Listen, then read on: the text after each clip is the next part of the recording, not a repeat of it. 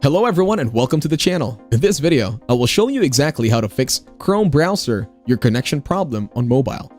If you are experiencing connection problems in the Google Chrome browser on your mobile device, you can try the following steps to troubleshoot and fix the issue.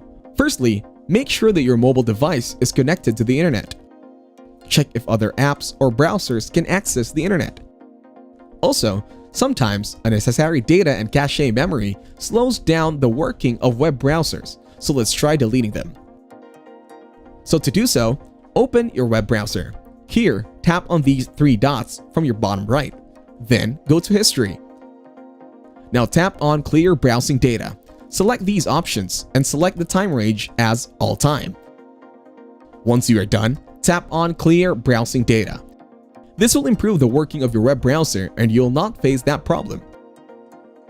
If you enjoyed this video, like it and share your comments or questions below.